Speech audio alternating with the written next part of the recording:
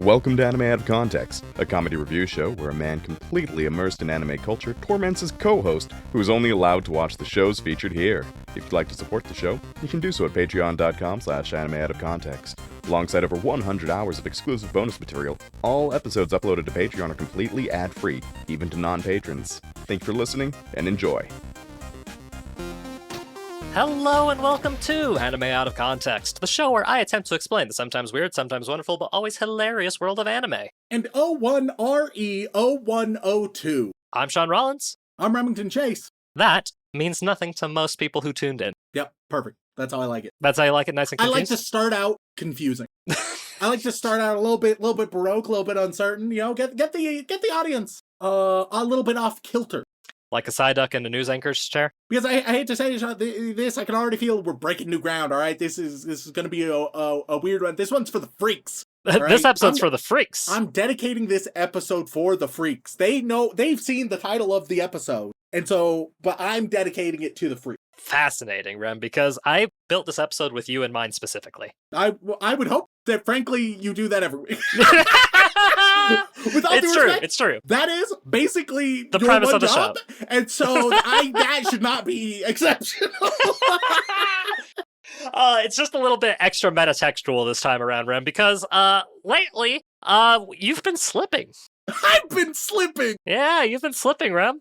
On a very specific subject that you take a lot of pride in. Okay, let's hear it, motherfucker. These are fighting words. Let's start a fight. Rem, you've been having a rough time pinning down mouse scores recently. Oh God, I have. Yeah, I've had a rough go with things, you know. Mm-hmm. Just really past couple months, I haven't been on top of my game. Yeah, and Rem, as your friend, I want to help you get back on top of your game. Okay. And how are you planning on doing that, Shaun? Well, Rem, I thought that it's going to be essentially a normal episode of the podcast. I've picked an anime, we're going to watch it, we're going to discuss it, you're going to give your thoughts, views, and opinions on it. But I've added, just the extra caveat of we're going to try and see if we can get you to predict the mouse score correctly this time around. Okay. And to make sure that it's still difficult but possible, I have essentially put a floor on what the score can be. Okay. And it is a score that is perfectly divisible by 5. Okay, all right. So yes, I went around looking at anime that are divisible by 5. So quite literally anything from in the tenths and 100 place essentially. Yeah, I got you. Finding one that's got a perfectly even score divisible by 5 and a threshold at the bottom. And we're going to watch the show, and I want you ultimately at the end of this episode to hopefully get, if not dead on, pretty damn close to it based on your review of things. Okay, all right. All right, so would you like to hear about the floor of scores that we're covering? Yeah, let's hear it. All right. The floors of scores that we're covering is 7.50. Okay, all right. Very respectable score. Yeah, because ultimately I wanted this to be if I kept it really open and just kept the divisible by 5 thing, it could have gone anywhere and you would have been dreading and it would have been way too many variables. However, if I put that floor there, you can at least expect a certain amount of quality from the weebs, and having that extra pinpoint accuracy, it gives you a range of essentially 7.5 all the way up to 9.0 essentially. Yeah, all right. So the weebs they fuck with this. But what is the mysterious this? Well, Rem, the anime that we're going to be discussing today is simply titled Tomodachi Game. All right. It makes me think of Tamagotchi. Okay. And so that's where I'm at. Everyone's favorite. That, frankly, there are multiple weeks of elementary school where I don't think I did anything at school besides Tamagotchi. I don't think, frankly, because when things like that spread, they spread big. I think a solid third of all of the elementary school for 3 to 4 weeks, it was just Tamagotchi. I don't think anything was learned. I do remember that time frame, specifically because I did not have one myself. What a fucking loser. What a fucking chump. Yeah, hey, man. And there'd be one kid who would be the Tamagotchi babysitter, right? Yeah. And you would pass it along and during recess, because there's always the one kid who really loved taking care of Tamagotchis, but he's already taken care of everything he can for his for the time, so he wants to fix the other. Yeah, I get it. It was a very popular, early 2000s toy. There's a lot. I just never had one. You know, that's just how it went for me. Yeah, even later on, you never got yourself a Tamagotchi? Nope, never had one. What the fuck? I know. What the hell? I know. It's which you'd think it'd be out of character for me, considering I tend to love most things from Japan.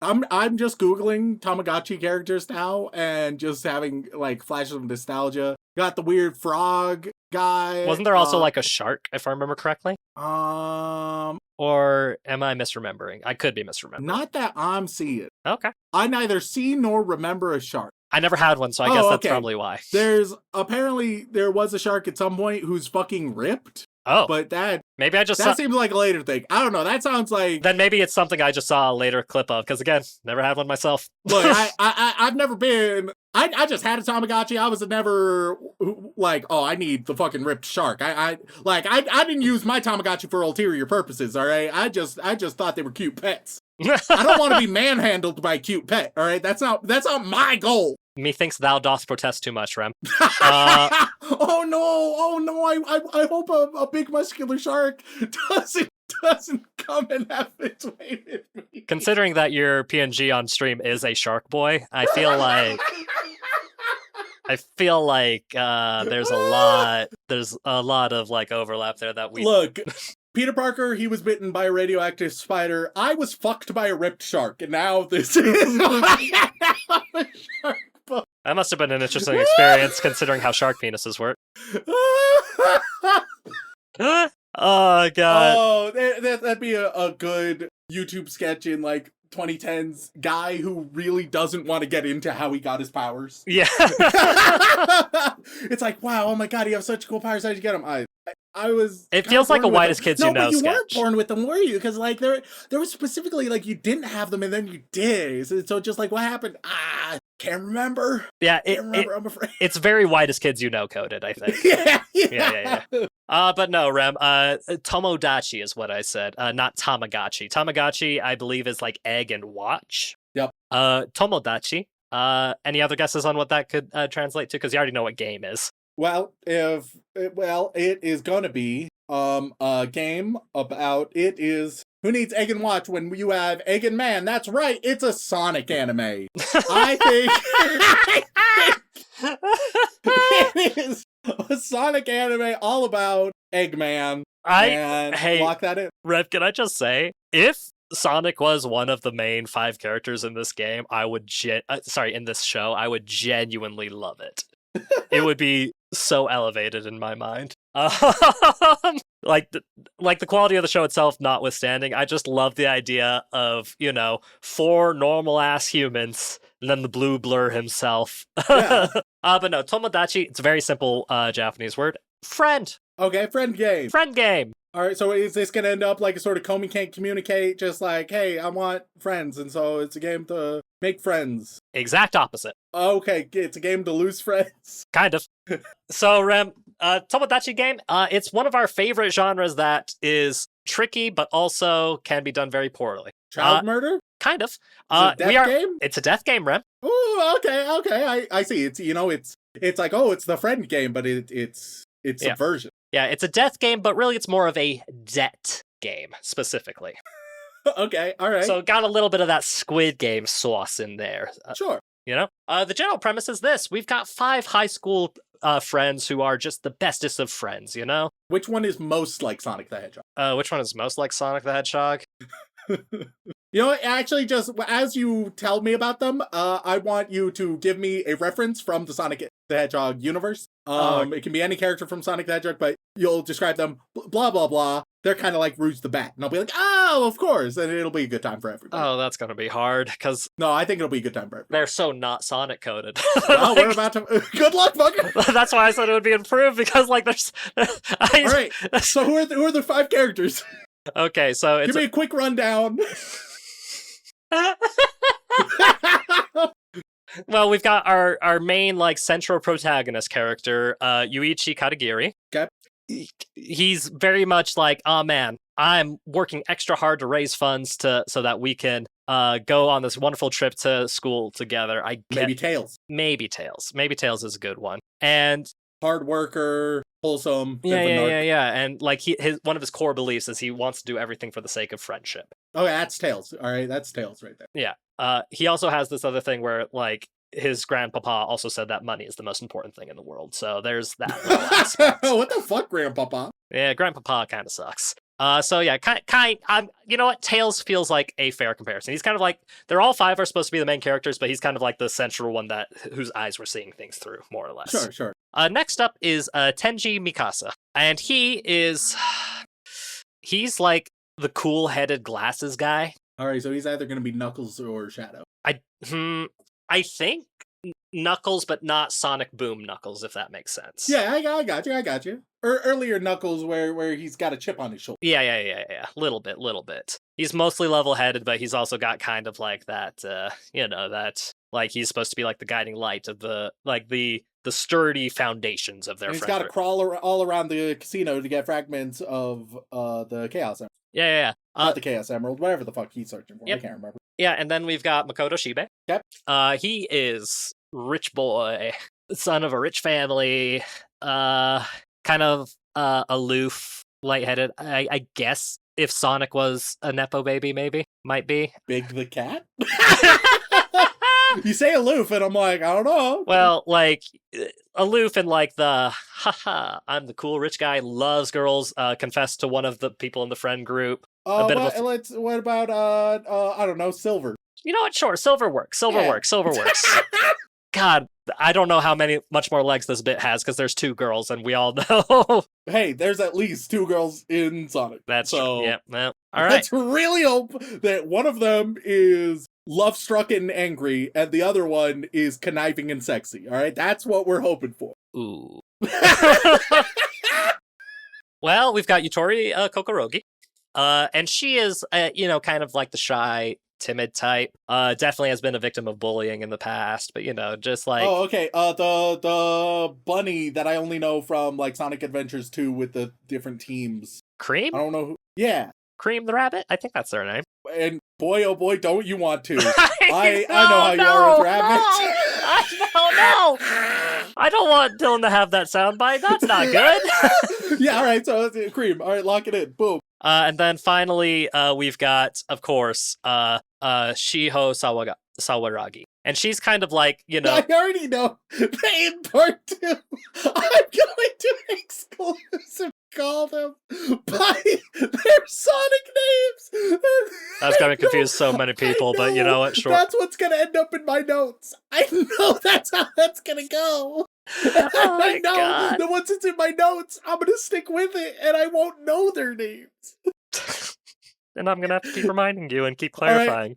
Right. Cool. Anyway, this final one. Shiho, she's like the straight-laced, no nonsense type. She gets confessed to by the Silver character essentially, and turns him down hard essentially. Sounds like Rouge. Could be Rouge, but not like she's not like oozing sex appeal like Rouge is. Wow, yeah, those are your words, not mine. Oh, come off it. Everyone knows that Rouge the Back is the sexy one. But it's still like dominant, no nonsense. Yeah. But hey, all five of these people, they're a friend group in high school. And what are they doing together, and how do they get into this awful situation? Well, Rem. So everybody has been working to save up money to go on their big class school trip together, one final big memory. But it's not cheap. It's lots of money, and they have to earn it themselves. Yeah. Unfortunately, one day, all that money gets stolen. Shame. Yeah. And, people get blamed for stealing it. It goes missing completely. And unfortunately, that kind of fucks up their friendships a little bit because, But then it's like, oh, wow, new opportunity that can not only fix our financial problems, but now also the interpersonal strife that's been created from it. Kind of. But it's a little bit more weird than that. Okay. Because after this incident happens, one day they all get like letters at home saying, hey, we want to make up, we want to meet up and discuss what happened and such. And they all do meet up in front of the school. But we were like, wait, I thought you sent the letters. Blah, blah, blah. You know how it is. And then they are all drugged and knocked out and taken away to a separate location. Great way to start. They wake up in a all whites room with each other and are confronted by the titular mascot and game master of this whole setting. Monokuma. I mean, I was going to make the comparison myself if you weren't, but yeah, it's it's Manabu, not Monokuma. Very close, very similar. And rather than being a black and white bear, he is a character from a popular children's cartoon in setting that causes trouble for a lot of his friends and likes to steal things from his friends. And he Okay. And I mean, don't be wrong, this has all the right ingredients, but it's like all the ingredients that I do enjoy thus far generically slapped together. Mhm. And it's like, I like the ingredients, but... Well, let's get into the real reason why they're here, because it's not just that they randomly were grouped together and kidnapped for this game, because they happen to be friends and had a falling out. No, specifically, one of them stole that money and used it to sign up for this game. Including all the remaining 4, to hopefully pay off their debt of 20 million yen. Now, real quick, for this mascot character, on a scale of 1 to 10, how egg-shaped are they? Egg-shaped? Yeah, it'd be real nice if they were egg-shaped, or have a big mustache. It'd be real nice if they had one or the other. I mean... I'll take being good with gadgets. Being good? Well, I mean, there are some gadgetry going on, and on a scale of 1 to egg, he's pretty round. All right, Eggman it is, baby. We have our Eggman. Lock it in. I don't think... I just got flashbanged by the picture I sent you most recently. You're not going to like how they look. I'm going to tell you that right now. Yeah, that's an egghead if I've ever seen one. Yeah. Eggman. Very, very Eggman coded, sure. Let's go with that. And yeah... in this case, Egg Boy. Egg Boy. Life has many daughters, Egg Boy. This is such a scuffed episode. Essentially, the twist being that one of them did steal the money to drag them into the situation where they could not only make out with way more money, but also could clear out one of their amazing debts. The game itself is a bunch of games that involve trust and experience and, all kinds of things. And of course, if they fail the games, they are stuck with not just the loss of the money they made, but the $20 million debt as well. So let's see, 20 million, so that'd be what, like 20 million 200? About 200,000, give or take. Yeah. Like if we want to just super simplify it. The simplified just cut a couple zeros off. Exactly. So I think the original couple zeros off and squint, and that gives you the idea. Yeah. So it's like, hey, if they all work together well and they have no issues, then they can clear away the debt and walk away, free men. Or they can, betray each other, blah, blah, blah, blah, blah, and saddle the debt with somebody else so that they don't have to worry about it. That's the basic premise, and then it's a game of them working together or not working together and seeing how their relationships can hold up and hopefully trying to figure out the mystery of who has the debt, why they did this, and all the other story-type shenanigans. Are they the only ones playing, these 5?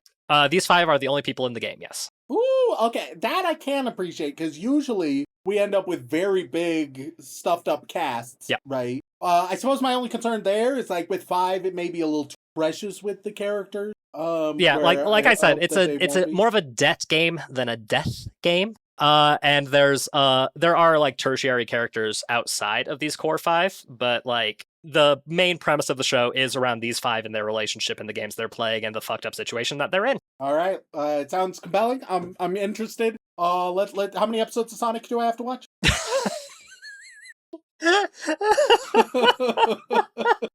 Oh man, you can watch as many episodes of Sonic as you want, buddy. I won't stop you. I hear the Sonic Boom TV kid show is pretty funny. Travis Willingham is Knuckles and he plays a big idiot, and I find that very charming. The absolute temptation to go watch Sonic Boom and then come into part 2 saying the Japanese names of, like, the proper actual names of the characters you've just told me. Yep. Oh my god, it'd be such a good bit, and you would be so livid. And I'm not gonna do it, but I love the idea of it. That's good bonus episode. If I actually wanted to watch Sonic Boom, man, I would do that bit. No, I don't want to watch Sonic Boom. Yeah. But yeah, no, I think just 5 episodes of this of this 12-episode anime will be plenty to really just get a general idea for things, and should give you enough room to hopefully get you close to guessing mouse scores again. Because ultimately, that's part of why I chose this one. I'm gonna nail it, 100% accuracy, guaranteed. Lock it in. Okay. Gotta go fast. All right. So then, without further ado, let's go straight into it. Let's go watch some Tomodachi Game. Everyone knows that Cream the Rabbit is the sexy one. And we are back after watching the first 5 episodes of the 2022 anime Tomodachi Game. And Remington, remember, your goal is to perfectly predict how the weebs perceive this particular show. Oh yeah, totally forgot about that part, but yeah. You got so engrossed in the show that you completely forgot about your grand mission on top of reviewing the show. Sure, yeah. Okay, well, hey, Rem, maybe that's a good sign. Maybe this is a show that you enjoyed so thoroughly and so much that it made you forget your ultimate goal of trying to get your groove back. So maybe that's a good thing. So, Rem, tell me what you think of a Tomodachi Game. Did it whelm you sufficiently, or are you feel like you're gonna cut yourself a little too much on the edge of this friendship? But yeah, boy, is it an edgy friendship. Mm-hmm. So I think the premise is solid. Oh, it's a great start when that's the first sentence. Yeah, you know what's great when I have to immediately like separate premise and execution. Don't get me wrong, sometimes I'm like, look, the premise is astoundingly cool and it pulls it off well, right? Sometimes I say something like that, but yeah, but it's not usually the first thing you mention. Yeah. You're like, oh man, these are these great things, and the way they do the premise is so good. Like usually you have like a front-loaded compliment if you're going to genuinely compliment something. But yeah, Rem, we've got 5 episodes of this to cover, and fans of the show might be upset that I didn't show you that 6th episode, but I was like, hey man, if the cliffhanger at the end of episode 5 is enough to keep you around for the rest of the show, then it's probably already got you, and you're going to watch the rest of it no matter what we say. So it's really up to your perspective whether or not you think it does anything that warrants watching anymore. Sure, and you know what? So with the premise, we get sort of like social deduction and game theory and all of these things, and hey, that's all my jam. I love all that shit, right?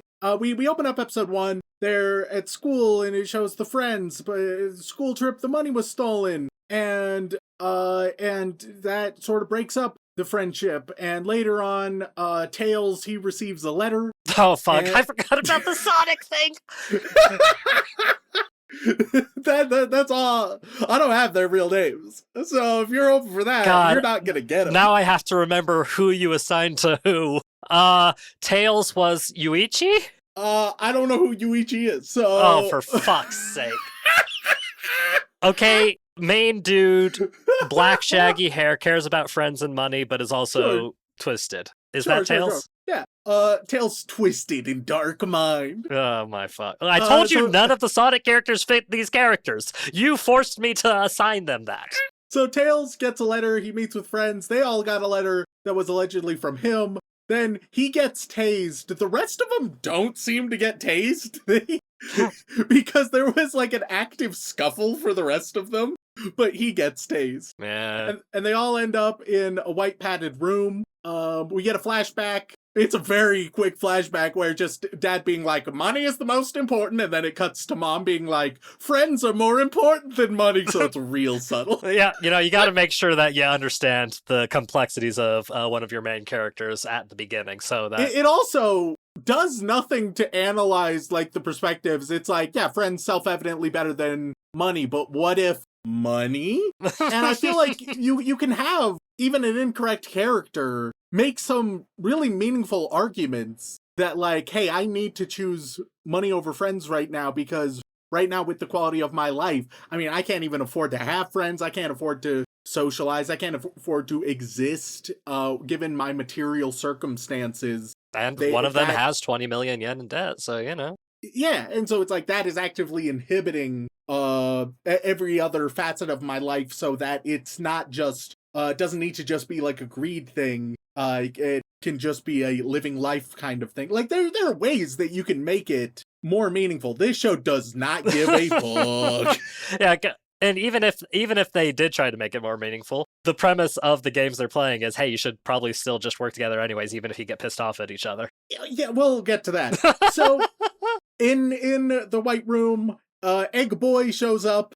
He's CG, which actually works because it's just uncanny. Yeah, it's one of the few times where unsettling CG can actually kind of Like, work with a vibe. one, it looks decent. Two, it's just off enough to feel unnerving, and I vibe with that in this circumstance. They're gonna play a game to pay back the debt, and they chat about the circumstances. Tails is like, I care about friends. They all go into a classroom. They get a little name tag with some debt. And they play the Kokery game. Okay, let's talk about the first game, shall we? How this game works is it is a mind-reading Ouija board that they'll be asked a question, and then it will go for whatever answer has the lowest votes, not counting zero, right? So the minority will always win. If they all vote together, it'll go there. If the minority votes somewhere else, it'll go there instead, okay? I don't know why it's some mind-reading Ouija board. It could have just been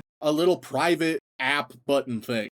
I don't know what the fuck's going on. Then you don't got like the classic childhood game of the Kokuri-san. That is a real old like game that kids would play back in the day. Is it just basically a Ouija board? Yeah, it's a Ouija board with a yes and no, essentially. Yeah. Okay, but this one can actually read minds and actually determines it. And okay, there's some interesting things.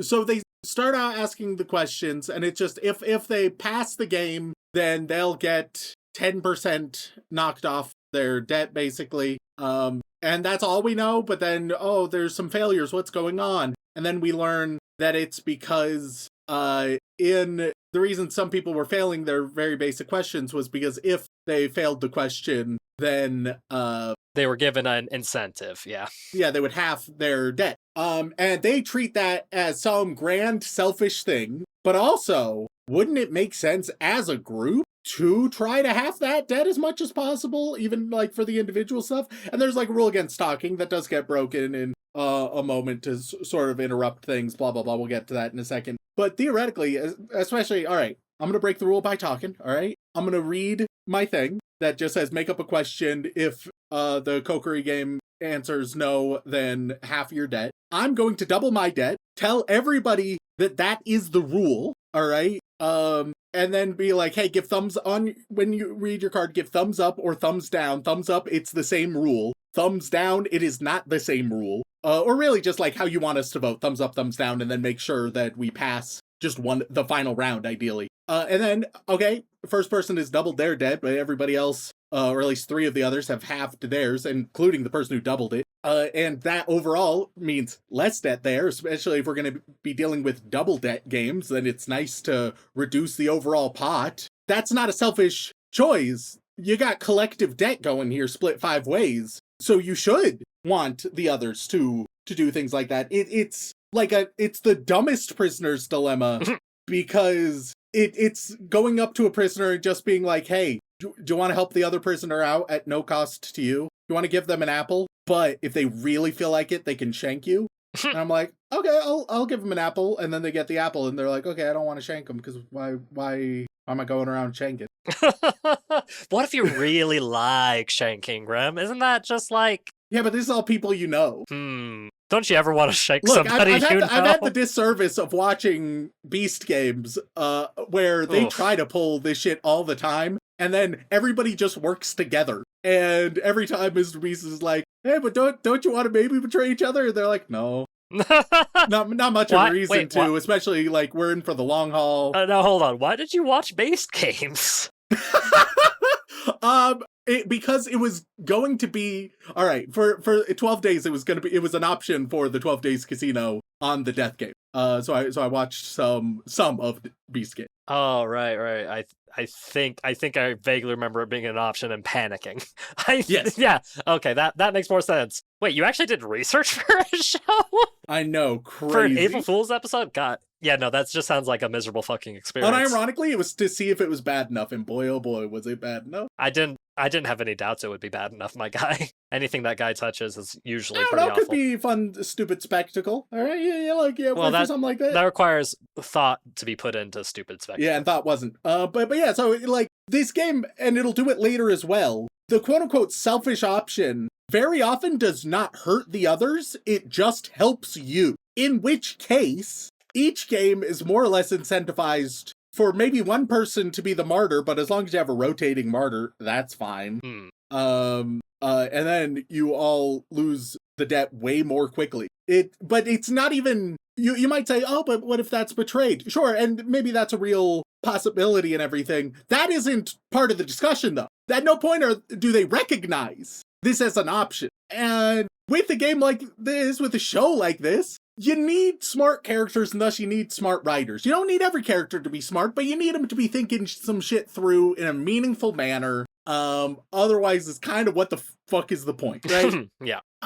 It's so some frustrations with the game. Then Tails realizes that with how the game is going to work, one, they'll fail, and then two, all of the debt will end up going on to Cream. And Oh, for fuck's sake. God, fuck. You know, also, just if we talk about it, like, slight content warning here, gang. An unfortunate Sonic sign character for the rabbit in that regard. Yeah, okay, so Cream is Yutori. Yeah. Brown-haired girl. Yeah. I'm vaguely I just know her as Cream. You shouldn't. So, they apparently he's like, oh, there's a traitor in our midst planning to give all of the debt to Cream, and also like at this point I'm like, sure, but why? One, I don't think he has enough to deduce that. Two, why? Because unfortunately we now see that, like, oh, there's tension amidst the friend group. We don't know who these people fucking are, dude. Yeah. We don't know them at this point. So when it's like, look at the complex interpersonal dynamics here, I don't know them. Which, you know, is also a problem with Beast games. So, you know, really what we're watching is anime Beast games. Oof, that's rough, buddy. Anime Beast games that's trying to be Death Note, and that is not ideal of a combination, if I'm being honest. Yeah, no, ideally you'd want Squid Games that's trying to be Death Note if you're going to go at that route. So Tails speaks up to make it so that doesn't happen, and so he doubles his debt, and he makes up some bullshit about a fake rule that makes everybody fall in line, but then also goes on a weird rant about panties. I don't really know what the fuck's going on with that part. I don't. What? Don't you think that's integral to the story and integral to describing the point that he's trying to make? I guess they're just kind of showing that he's got a bit of a twisted fuck. You couldn't tell with all like the grins and the smiles. When he gets into it, normally he's just nice, friendly guy, but sometimes Tails in his twisted fucking mind. God, there's a so darkness you wouldn't fucking understand. It's so fucked that Tails is his assigned Sonic character. Because it's like if Tails like body swapped with Shadow in his darkest place at times. Yeah. It's just so Tails is able to get them to all succeed on the final one and thus move on to the next round. It would have been nice to see them established as friends. Before this, they'll do flashbacks throughout. It feels strangely paced. I also disagree with sort of how this game is handled, and I think it's trying to do way too much in the first episode, where it could have taken it a bit slower and meaningfully developed some shit. Oh yeah, that is all in the first episode. I forgot about that.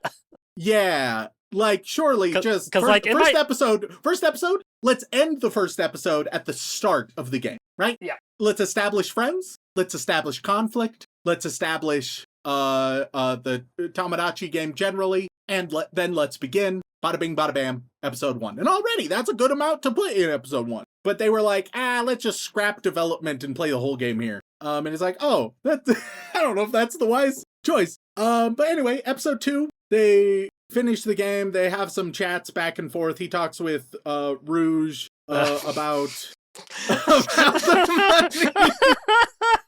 Yeah, Shiho, if that helps. And she says her debt doubled. Then we get to and also another thing that's not like explored meaningfully is even just like the game theory of the first game. The fascinating thing, like everyone, the default strategy is like, convince them to obviously go here, and then I'll I'll disagree. And then in the final one, it's like, oh, make sure everybody does agree unanimously. But it'd probably be easier to get people to say the other thing and you be the one disagreement. And then even if one person jumps ship, if you're worried that there's one traitor, right? Mm-hmm. Then you say, hey, all of us are going to do this thing that I don't want. Yeah, it's like, oh, And then they obviously do, 2 plus 2 but then equals you 4. and maybe the traitor disagree, in which case they give you what you actually want. Yeah, because the idea is not necessarily to get the question right. It's to have everybody be unanimous in the decision. Well, it just seems very strange. The overall structure, how the incentives and how those go. Because with the game, it was just yes, you pass the game. No, you have your shit until the 5th one. So they don't need to be unanimous. They just need a yes at some point.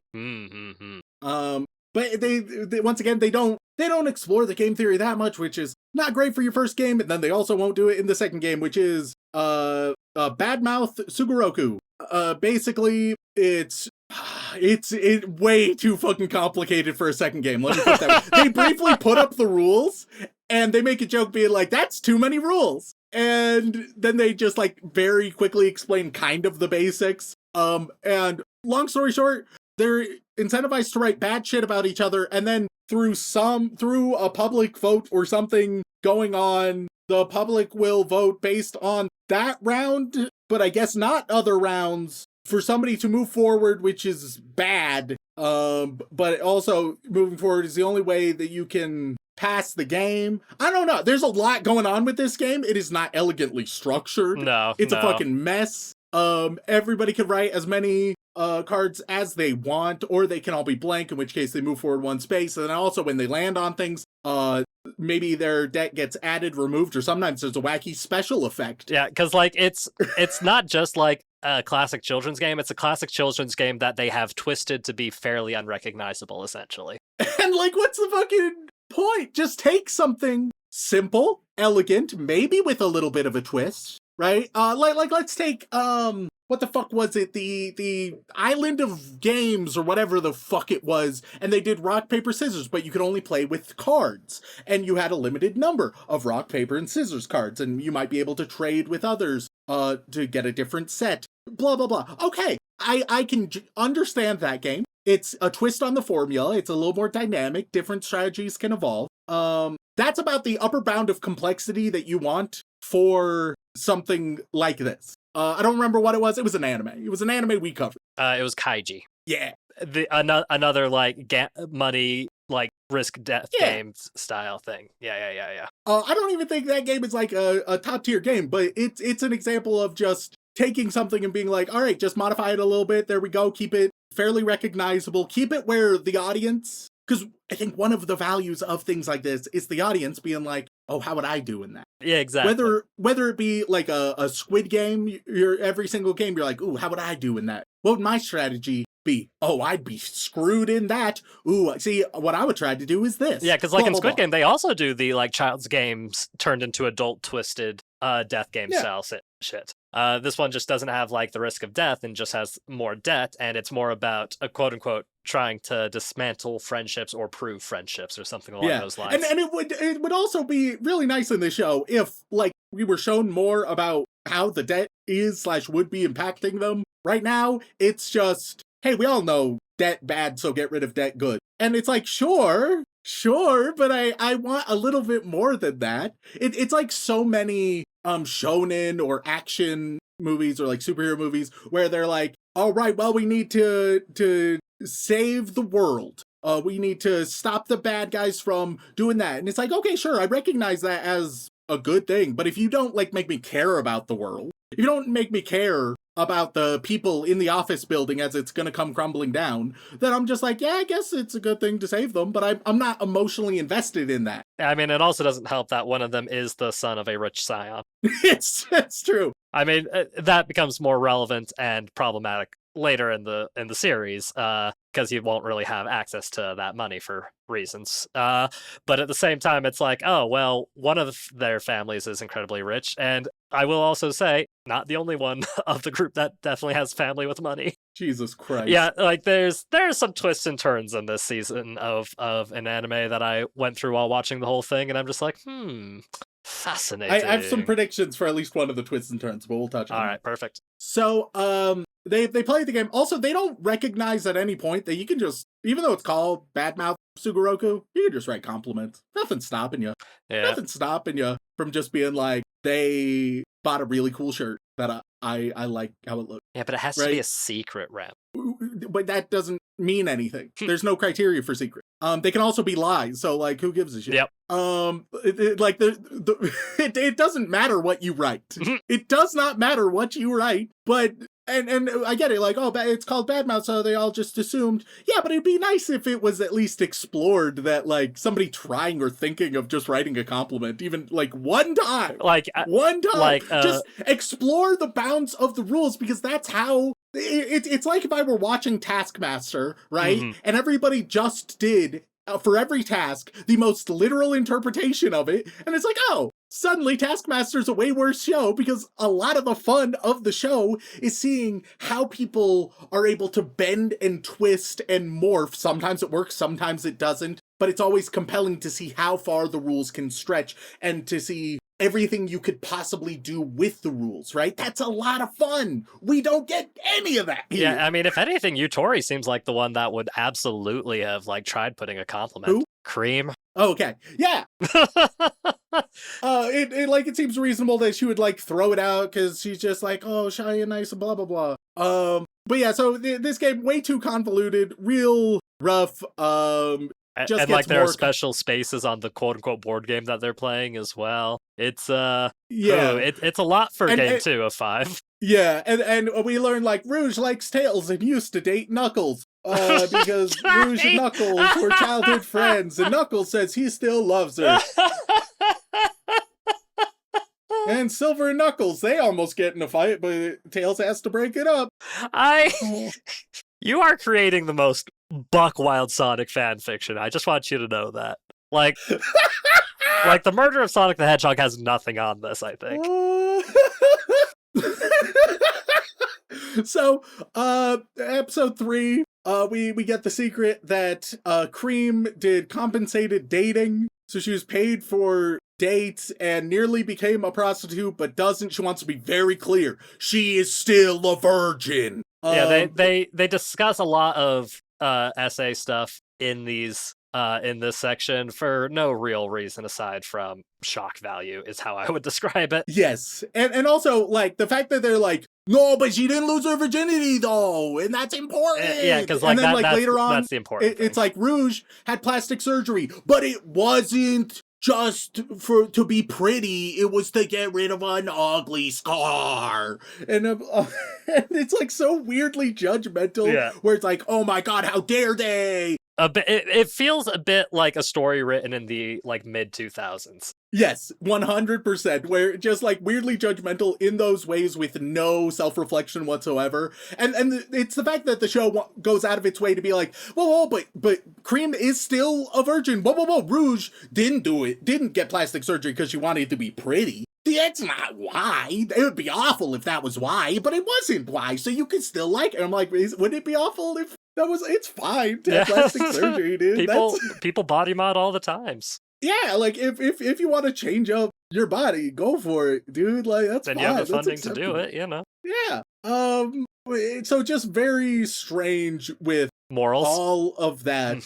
They continue the bad exposition game where the bad exposition game. That's another name for our podcast, I think. Cream freaks out and it's like only Rouge knew. Tail chats with Cream and she gives her tragic bullying backstory. She gave bullies money or I don't give a shit. You're not invested? I hate these characters, dude. Knuckles and Rouge, they chat about how Rouge knew about the dates. We get a flashback to school and everything. And oh man, we learn that it was Knuckles who stole the money for the trip. Dun dun dun. And he's actually villainous. He plans to break Rouge and sort of reclaim her as his. Okay. We also, something I have not mentioned, despite the fact that unironically it takes 30% of the show. We have so many interruptions from just these two girls who are part of the game or whatever. Yeah, they're the quote-unquote administration team that are commentating and observing things. I neglected to mention them in the first half because I knew it would upset you. They, one, not at all relevant. Two, take up so much fucking time because the show is aware that it isn't adequately communicating the stakes, the relevance, what these characters are to each other. So it occasionally needs those two to chime in and be like, oh, so why this is important. So what he just did and why that's relevant in the game, right? They need to make that clear, which, you know, maybe you just have better writing and storytelling so that those are unnecessary. And then sometimes they'll give us little bits about human nature, which largely amount to feeling like, hey, sometimes people don't like being lied to, so they'll trust someone less after the lie. And they'll explain it as if it's like, as if it's a Death Note monologue. Yeah. Where it's just like analyzing, but it is just mundane shit like that, of just like, well, people are more likely to trust those they are close to. And it's like, yeah, okay, yeah. Yeah. You're not giving me any revelations. They have so much screen time, these two. They have so much fucking screen time. And it's so pointless. The game continues and it's just not very interesting at all. You know what? It's a better game when it comes to implementing characters and relationships with gameplay. Oh, what's that? And it's radically different. What's that, Rem? Not Beast Games. I was about to say, you better not start complimenting Mr. Beast on our channel. Though another thing Beast Games will do is, and just like, he will narrate the stakes so that you understand because those haven't been adequately communicated to you. Similar to those two girls. It's the same fucking picture. Anyway, Total Drama Island. All right, hear me out. I love that this isn't like the first time in like not even a couple months that you've mentioned Total Drama Island. God, it'd be such a good like 12 days or some shit. Yeah. Total Drama Island, they have a bunch of wacky games and shit. And they give their characters moments, dynamics between them during the games, so that not only are we enjoying whatever game is being played, but we're also seeing how these interpersonal dynamics are evolving through the game. And we should be getting that kind of thing in Tomodachi Game. We are not at all. It's the bare basics. Anyway, episode 4, Knuckles continues to isolate Rouge, and there's some miscellaneous drama. I don't really give a shit about it. It's just the game continues. It's just yep. There's a special chance space, which is a bombshell expose. Where now Rouge can choose anybody, and their deepest darkest secret that the Tomodachi Game has been able to find will be revealed. And she ends up choosing Silver, and his big deep dark secret is that his dad sucks, and that's it. And then they have the two girls chime in being like, no, but that's actually important though. Oh my god. Isn't that like really significant that his dad sucks? Whew, that could ruin some friendships. I'm like, no. I mean, no. I mean, very rarely do somebody's parents directly affect a friendship you have with another person. Yeah, and it's like, maybe it could for like class differences or things like that, right? But Silver is the rich bitch. So like, the one that might care about that kind of thing, he's the one with scumbag dad. So who gives a shit? Yep. And by all accounts, nobody else really gives a shit either. It's a weird. It's so fucking weird. Anyway, episode 5, we continue more. Tails says, "Oh, I found out who the traitor is, and I have a plan." And then the plan doesn't work, and Tails like, "Oh, I didn't actually know who the traitor is." And Rouge is at the end and is gonna lose or some shit. But then Tails has an idea. And his idea is, if we all go in and we write, "I applied to this game," then we'll find out the traitor, because they'll be the only one who didn't lie. And the rest of us will all move forward and we'll all continue on, because you continue on only if you're caught. You go off, despite the fact that that is also how you get punished. It's a very poorly constructed game. Oh yeah, no, you have to meet the fail condition to go to the third you game. Get rewarded if you're not the one who goes off, but also you can only keep playing to lose more debt if you go off. And once again, that disparity is never analyzed in a meaningful manner. It is once the third game actually starts, but what it is the people who, don't, go over the edge, as it were, don't have to participate in the next grueling game, essentially, is the quote-unquote reward. But it's kind of stupid when you think... But the games reduce your debt. Yeah. So you want to participate in the grueling games because they reduce your debt. Yeah, correct. And the fewer people that cross, the more difficult the start of the next game is going to be. It's so fucking stupid. Oh, no, I agree. No thought has been put into these games. It's just kind of vibing it out, and it's vibing it out so carelessly and thoughtlessly that the games don't stand up to scrutiny, and that is more or less the point of this kind of show. And so it's really... and maybe it would be okay if you're like, all right, the games are complete ass, but maybe there's some interesting characters and social dynamics. But those have been underdeveloped like a motherfucker. So what do we have here? Anyway, they continue with a plan, but then the plan actually doesn't go through because, in fact, only Knuckles wrote the card. He was like, oh shit, I'm gonna be found out. What do I do? Only he wrote a card. And they confirm that he is the traitor. But also seems like their plan would have worked before, so I don't think the plan needs a twist. I don't. Yeah. I don't. This was a weird time for a twist because it was just like he was about to be found out, and then twist, he's found out. It's like, oh, yeah. They do like double play it at this point. Like, there's not much room for questioning or doubt by this point in the show. So it's like, well, and the plan as said would have found him out. Yeah. And so then the plan as rewritten into only he's going to write it because we found him out. Still, yeah, I mean, it would just make things more dramatic. But it's just a twist for no reason, and I don't understand why. I can kind of explain why, because it's all explained in the 6th episode after this.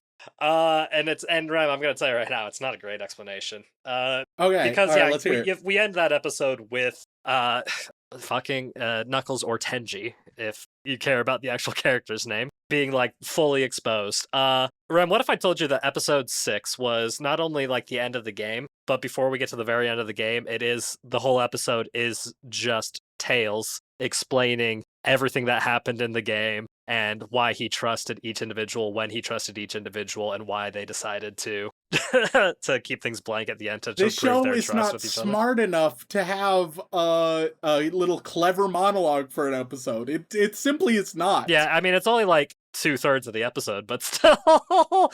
Yeah, no. And plus, I don't care because it's just like they already were there and ready, regardless of if he figured it out sooner. So, like, why do I care if he figured it out sooner when regardless, I go from being like, they're about to find out to, he knew a bit earlier. Well, he used, Rem, you'll never guess this, process of elimination is the wording he uses to try and figure out who is the baddie. Cool. Yeah, no, it's ridiculous. Want to hear my big prediction? Sure. Hit me with your big prediction. So obviously, since more games are going to be played and everything, right? Yep. And Knuckles has been outed as a traitor and just truly a vile bitch. I can't wait for them to randomly, like, weirdly rehabilitate him as friends and be like, no, but maybe he's okay, even though he's truly a psycho and hardcore abusing Rouge. Like, I can't wait for that to happen. But my prediction, I think, we're gonna need another traitor, someone to be even crazier, even more selfish. And I think not only am I gonna predict who it is, I'm gonna say it's obviously this person. All right. Okay. So I'm gonna go all in. If it's somebody else, I'd be surprised. Cream, because they're like, oh, look how shy and innocent. Look, shy and innocent, and nice and kind. Okay, so yeah, she's gonna be some like selfish villainous bitch at some point. She's whether it is like a character switch or whether it's like in the most pivotal moment they get betrayed and who by what, it's Cream, right? That's what I'm gonna predict. Interesting. Because they're gonna have a moment like that, and I just figure that they'll want it to be the most surprising thing. This is the kind of show where the butler did it, all right? This is the kind of show where it's like, what? But how could it be the butler? It's like, yeah. Oh, goodness. So, Rem, I think this is going to be something interesting for us because I don't anticipate many people wanting us to revisit it. Not because the show wasn't... I'm sorry, are you willing to spoil shit? Is that what you're getting to? Possibly. And normally I wouldn't want to do that because, obviously, like, if there are enough fans, which, at minimum that this show got a 7.5 on Mal. Oh, yeah, Jesus Christ. So at minimum. So there are at least some fans of the show. Oh my god. What the fuck? Here's why I don't think we'll necessarily get a huge outcry for a revisit. Rem, there are 12 episodes in this season. Yep.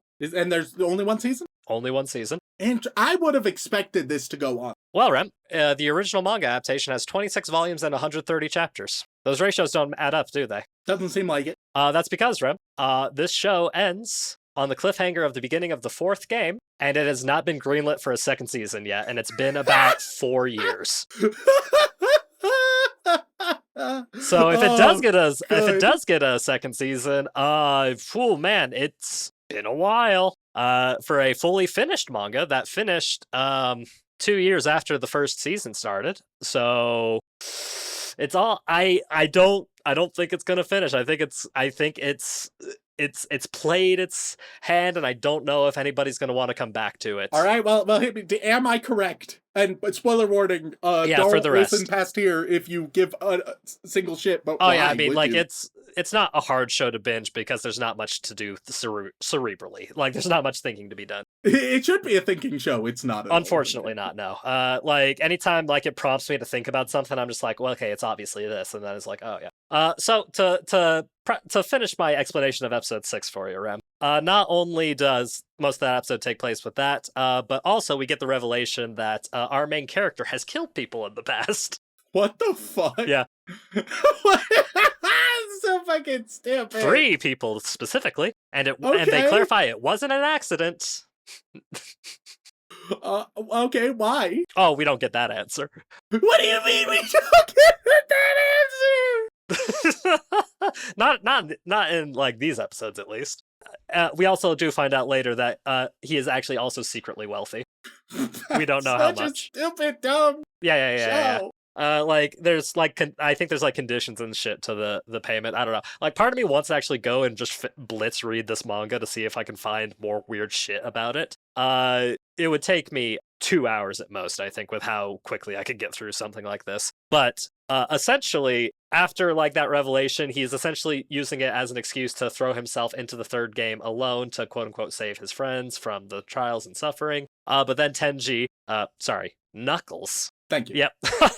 has a secret reason why he brought everybody into the game specifically. And in order to like make sure that Tails doesn't go into things alone, he also talks about a big lie he did, and then they both go into the 3rd game together. So it's only 2 people in the 3rd game from their team, which automatically kind of ruins the whole 5-player dynamic, doesn't it? Which is very fun and interesting. And then you complained about the complexity of this game. Hey, how about just simple hide and seek for the next game? Doesn't that sound much simpler and much more straightforward? With 2 players? Oh, yeah. Okay. Well, yeah, but... Oh, are they seeking someone else? Oh, yeah. They have another team of 5 other people that are also playing the Tomodachi game elsewhere, and they're facing head-to-head now. What a wildly unnecessary... Mm-hmm. We don't need more people. Oh, yeah. Introduce more people. And then the rest... Like, the next, 3 or 4 episodes is that game 3 with only our 2 characters. Oh, you're telling me that a 4th of this fucking show. Okay, but at least tell me. Does Cream become a traitorous bitch?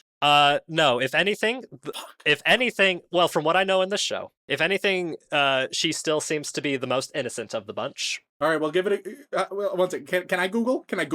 Give me 1 second. Let me Google for you. I feel so confident. Let me Google for you. 1 second.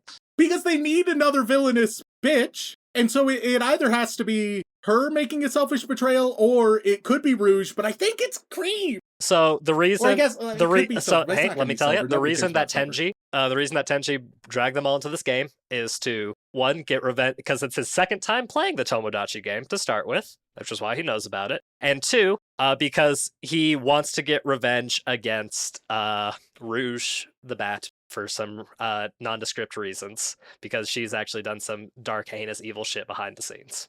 It doesn't need to be this dark, edgy, all this deep lore history between them. Just have a group of friends, incentivize them to be bad towards each other. A couple of secrets get revealed. Nothing like I killed 3 people, and just have that sort of dynamic around. And you can have a great show with just good games, good characters, interesting relationships. Hey, Rem, I got some great news for you. I looked up the character, just her name, got a bunch of manga panels making her look fucking psycho and insane. So, you know what? You might not be wrong after all. But the first person they mention as being duplicitous is, in fact, Rouge the Bat. So... They're all duplicitous. Oh, yeah. They're all duplicitous They're liars. all fucking psychos. Oh, yeah, right, and while they're doing this whole, the third hide-and-seek game, like, the premise of the hide-and-seek game is one member of their team is the hider, the rest are seekers.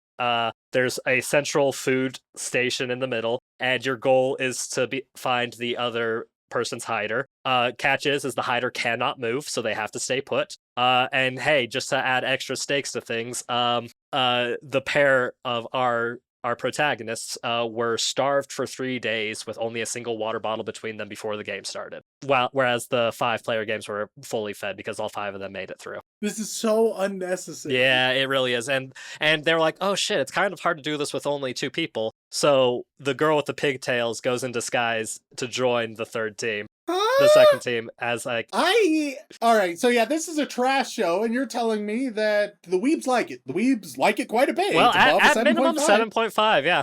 And that's like a 7.5 is quite good, right? 7 to 7.5, that's like pretty good. Yeah. Above 7.5 is real good. I would say above 7.8, that's great. Above like 8.1, oh boy, Yep. right. So, Rem, yeah, we know you're not a fan of the show, and clearly I don't care for it all that much either. Though I am curious enough to go and read the rest of it to see if it gets more stupid and convoluted, which I think it will. But yeah, the weaves, you got to figure out what it is, because it's an increment of 5. All right, let's find a ceiling for it. I'm thinking the ceiling we put as 8. All right, Okay. No chance it's getting above 8. So we are now working within just 7.5 to 8. And the fact that it's in 0.05 increments. So you've got 10 options by that logic. Yes. Much better than the 50 I would normally have. Yep. Right here. Yeah, because we want you to get your groove back, man.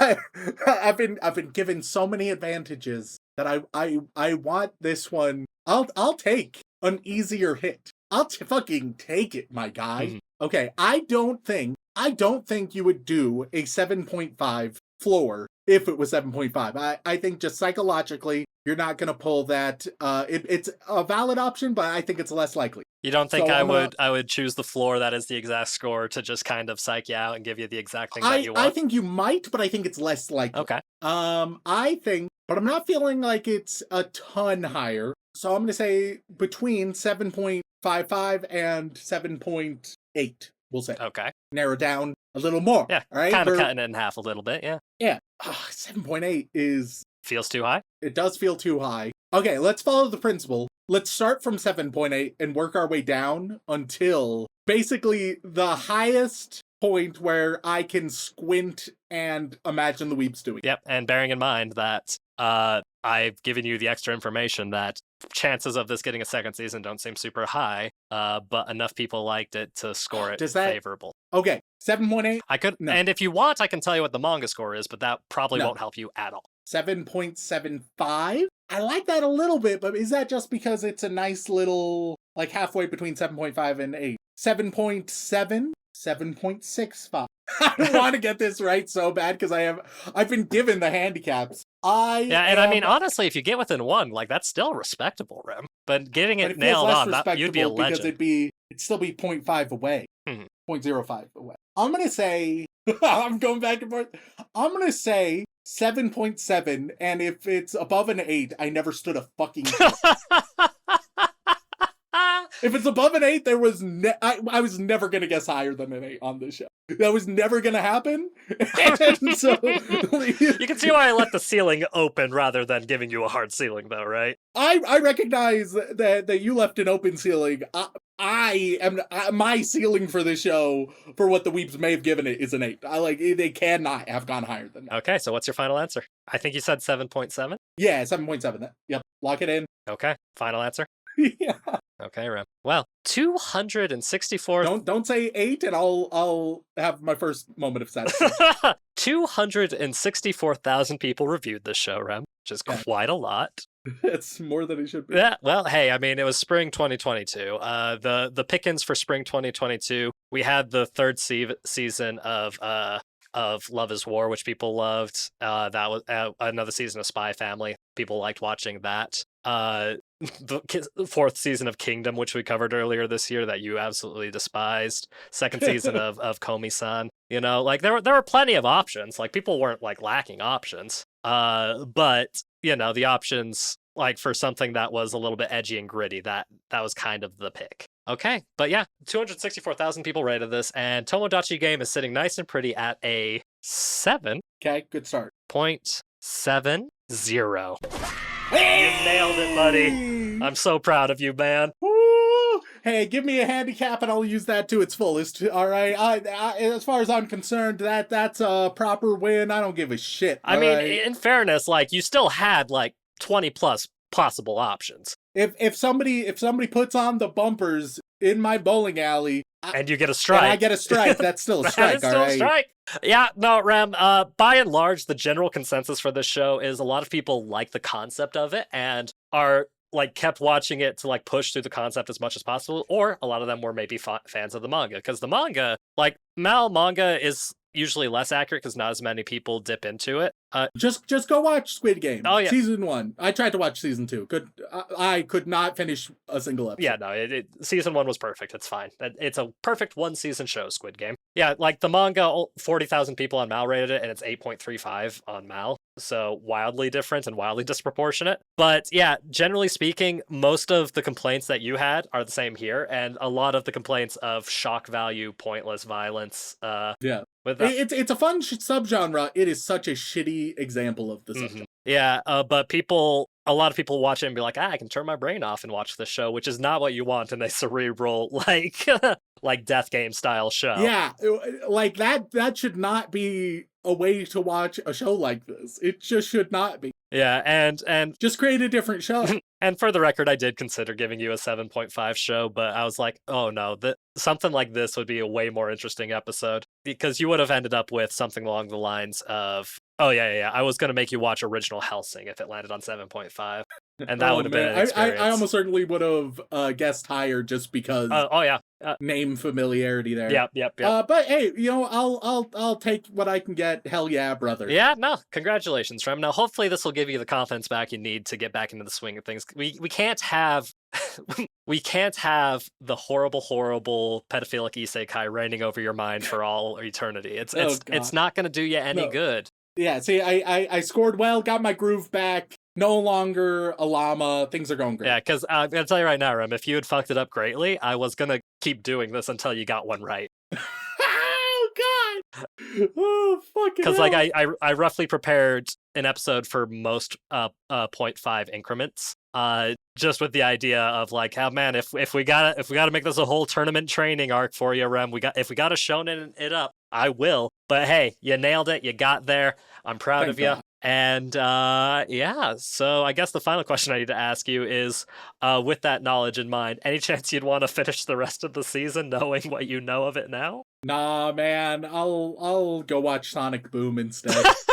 Would it encourage you to know that Silver is accused of killing his father by the end of this season? Okay. No? I don't care about these people. I thought you were a huge Sonic fan. First of all, I'm not a huge Sonic fan. I don't know, man. You're the one who insisted on calling them by Sonic names so that you could relate to them better. And that did make it better. That made it better. It didn't save it. No. But you could have you have the chance to meet 5 whole other characters for like 4 episodes that are immediately discarded at the end of that. It's gonna be like the gator, the bee. Yeah. You're not super wrong. The gator, the bee, Big the cat. Like, who are the others that get sidelined and discarded like a motherfucker? I mean, I'll tell you right now, like, their group dynamic is they have a secret genius charismatic leader, quote unquote. And it's like, Wait, is that just done so they only need to have like one meaningful character to develop, and then every other character is just sort of like henchmen? not exactly. They all have like distinct character types. And like the whole hide and seek game is a psychological game of Tails trying to figure out who is who and who reacts in what ways, blah blah blah blah blah. And it's like, oh, I wonder who the secret like genius is. Oh, it has to be the hider because the biggest guy is the one that went off to hide alone, and they always refer to their captain as the best. When it's very clearly the smallest, youngest, newest guy of the group. And it's like, oh, so it's not good. Well, it's not good. The show is ass. I do not care for it. Well, hey, Rem, maybe we'll find another death game style anime that'll actually make you happy in the near future. Yeah, that'd be swell. But until then, thank you all so much for tuning in. We really appreciate it. If you enjoy Remington finally getting a little bit of his groove back after having it lost for so goddamn long, Thank God. then please head on over to wherever you get your podcast and leave us a review. They mean the world to us, and we do read every single one. And if that is still not enough for you, twitch.tv/anime-out-of-context, where myself, Dylan, and Remington occasionally play video games very poorly. I also have a lovely little side project with Mac from AnimEighties, where we discuss One Piece, Tales from the Grand Line, bi-weekly. Go check it out if you like One Piece or you just like listen to me yap about one of my favorite stories. And if that is still not enough for you, patreon.com/anime-out-of-context, where you get access to all kinds of lovely bonus material, including the opportunity to be thanked live on the podcast. So, Rem, who are we thinking this week? Well, as always, we would like to send our regards to all of our bland bitch protagonists, as well as our magical girls, who we really appreciate. But moving on, we get to our yandere waifus, who are laying bare all of our secrets about compensated dating. And on that list we have Yeti Has Nothing to Say, boost your relationship to continue. Yandere Neko, Wolf556. Wes Kane, we need a separate podcast just to hear Remington's terrible movie opinions. Watching Requiem for a Spoon Man at 0.5 speed. Variant, Untitled Goose Game. Trade Shaun for Lindsay. Titan CNH. Okay, thanks. This week's identity pitch, the thickest dick in Utah. But just thickness, it's a fucking dinner plate, mate. It's so fucking... The wheel is rolling towards the mirror, Nikki prevents it. The Susanator, the Danish Viking will conquer the world with orders or as my navigator. That other one, Turban, Tech Turtle, Super Zoo, Stacy's mom, Spencer D'Ordio, Sparsely the unbiblically accurate angel, Smoke is 7.4 out of 10, Sis is 2.8 out of 10, I've seen worse. Shaun, please put Rem in the jar, I'm getting bored of Judy. Shaun wants to give Spoonman a thank yank. Shaun, if you saw Judy dressed as a mime and she offered you an onion, how many buckets could you fill, or would it be pools? What? Because you love onions, you love Judy, you love mimes. I love how quickly people seem to have adopted the fact that I am a mime enjoyer, apparently. Because as soon as I said that about you, everyone was like, oh yeah. Yes. This guy fucks mimes. That's his thing. This guy, he can't stop dreaming of the next mime he's gonna fuck. I don't think I've ever met a mime. But he wants to, so once again, if you're interested... Oh, God. The last thing that's going to get me into any kind of relationship is this podcast. It has ruined more relationships than it has. Any mime girls out there, hey, genuine, hit us up. Hit us up for Shaun, all right? Shaun, you end world hunger, but you come every time you see Judy Hops. All traffic lights replaced with Judy Hops. Do you press the button? To end world hunger? Yeah, I mean... Yeah, obviously. And then, great news, you can come so often. I don't think I want to. I'd be fucking like a drained raisin if, like, every fucking traffic light is also that. That's horrible. I wouldn't be able to drive. I'd have to take public transport and blindfold myself while I'm out and about. Or just embrace it. Shaun ruined my happy sugar life when he fuck, ass dick goose. I mean, feed the wheels more, Shaun. Signing up Shaun's email on Republican websites until we get 2 seasons of Code Geass. Shaun's chain-smoking pussy Rollins loves romanticises. I saw that one get added to the Patreon, and I love how they just full-on misspelled my name. Quite a lot of people do. Yeah. Shaun Rollins fully blossoms while drunk. Shaun puts some pants on, Rem stop looking. Shaun goons to the idea of the state of Utah. What? Look, he's a patriot. Sarah from the Shark Plushie. Centrit did forget some bits when starting on Patreon. Sentenced to be a podcast host. Ryan Moody. Rem's #1 gooner. Remington is right. Rem, what do you think of Magic the Gathering? Rem was completely right this episode, Shaun. Rem uses the drums of liberation to free all weeps from bad anime. Rem doesn't completely hate my favorite shows. reincarnated as the anime wheel just to make Rem suffer. To be clear, I can appreciate a good wheel. I just think sometimes Shaun has been overusing it. Red Pill Rollins gooning in solidarity for Mitch. Red Pill Rollins got cucked by an alt mime girl. Red Pill Rollins versus Alabama basketball 1v1 win. Professor Fox, pro tips out of context is run out of things post. Picking up smoking until Shaun chose Death Parade. Don't pick up smoking. Wait, what? No. Just until you show Death Parade. Now at the same time, 1, 2, 3, $25. Miska needs a vacation, so Last Order signed me up for something called Girls Last Tour. Mind Turtle 4042. Mao wants to thank you all for being awesome. Macaroni Uchiza. Lucky Star's the king of Moe. Link Joe Curl. Let's go Skibbity Riz. 1 in Ohio. Less than 4 weeks till I give birth. Ludnerd 98. King Rich Rock. Cassidy. Just to remind you, if a single monkey hoarded 1 trillion bananas, all the other monkeys would beat him to death and take his bananas. You know, there's something to be said about that. Judy smoking Marlboros out of Shaun's ass while the Pope watches. Joining the Code Goose train, use the BS rule please. Jax, Jamhands, Jake Dent, Ixamurai, I'm just here for the vibes. I want a Marvel movie starring Shaun as Spider-Man and Remington as Big Wheel. I upgraded my Patreon membership for Mirai Nikki. I slammed my penis in the car door. I can't believe I made an account for this. I always wonder if the grass tastes better. Have you considered arson? Hattori Seiki, Gripin, G-Bottom AK Bear Trap, Shaun, I will cash app you $20 if you make Rem watch more Jobless Reincarnated. I like when Rem is sad. Former Weeb's dog still suffers, also considering Rumpelstiltskinning the pregnant patron to force Shaun into action. Excuse me, that lolly's at least 500 years old, Shaun. Erica McCorkle, Dylan's voice makes me come. Does anybody else find it weird that Kaiju Shaun only rampages through minority communities? Okay. Danda the Mucker, Kraterna, Som Shaun Galarev, Sverigid, Demokraterna. Daniel Riot, Daddy Ram, tell me about I'm sorry about Shaun's nut. Calderius, Chuck Burnett, I think Death Parade would be a decent anime for both or either Dylan and Rem to review. Cheese Monkey, by the power invested in me, Obsidian Outlaws as the representative of the trans community, you hate them, you hate us, and you. Brockhart for Geodudes, I've got nothing this week, man, but I'm going to keep it real with you. Blarf, Bendo Kato, apparently the Samantha I'm dating is yours, Dad's, Anime Slimes, Amazing Muffin, Aisha Gudgy, $10 per second, you two kiss. How long do you go for? I mean, we're draining the bank account, brother. Per second? Oh my god. Wait, oh my second? god. Oh, that's. Look, man. Yeah, we're gonna be I'm in it for a miserable, little but bit, it's right? gonna like. I'll be tweaking the nipples a little bit, just to make it more interesting. Mine or yours? Whatever makes it more interesting. Now we move on to the Boy Wizard tier. What are they gonna get this week, Shaun? I'm gonna give them a children's game. Hell yeah. On that list we have Umbrasite. Yu-Gi-Oh. Truckoon Operator number 42. Ball tag. Triangle Warlock. Chain tag? That Mouse Girl. Cops and robbers? Sporadic Silver. Freeze tag. Silent Ghost in the Secondary. graveyard. Rem, what is your opinion on Iron Lung? Stuck in the mud. Power Cell's tangent request for Rem. What's a story you can share with us from your teaching day? Blind man's buff. Miguel DeLeon. Capture the flag. King Kong plays ping pong with his ding dong. Duck duck goose. Catherine. Kick the can. Johnny Guilty Gear Alucard. Marco Polo. I said the skulls of my enemies, not skills.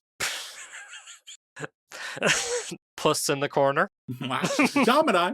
Sharks and minnows. Country Fried Goth. Red light, green light. Carver 271. Hide and seek. Big Rare Kumiko has better taste in anime than Remington Chase. Also, don't be picky with your media. Do be picky with your media. More people ought to be a bit picky with their media, alright? Yep. Sardines. Beethoven 1201. Ball in a cup. Tums. Baseball. Allfather 413. Basketball. And Econon. Blow football. This list is concerning. There's some things on this And list. now we move on to the inappropriate Joey Wheeler tier, where Shaun, as Joey Wheeler, will tell a deep dark secret about our lovely patron. Oh, I thought you were about to say about our editor. No, about the patrons, and I will say if you are forgiven in the eyes of God.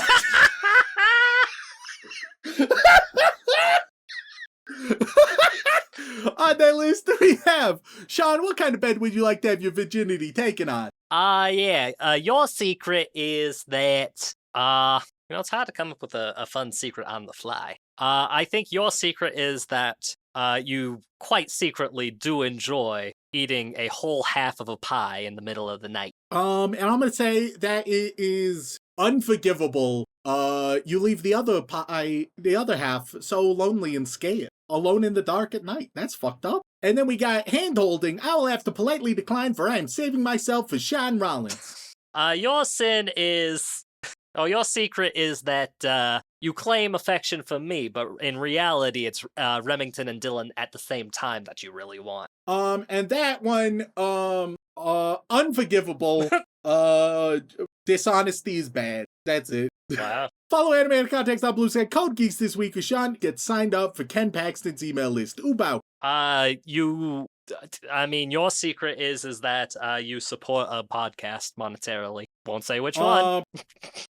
That one, further investigation needed, pending forgivable with divine parole. And last but not least, we have a random adamant. Your secret is that anytime you buy a packet of Oreos for whomever you're living with, like if it's a roommate situation, a family situation, or whatever, you open it up, you pick one singular Oreo, open it up, give it a lick, put it back together, and leave it in there for someone to never know about. That one, forgivable unless you ever tell or anybody ever finds out. If anybody ever suspects or if you ever found out, then unforgivable. It's unfortunate it was announced on a podcast, huh? Yeah. As long as your roommates don't listen, that is fine. Thank you all for tuning in. If you want to reach out for a comment, question, feedback, or recommendation, you can send an email over onto animeoutofcontext@gmail.com. Once again, guys, thank you all so much for tuning in. We love and appreciate you very, very much. And as always, don't fuck your sister.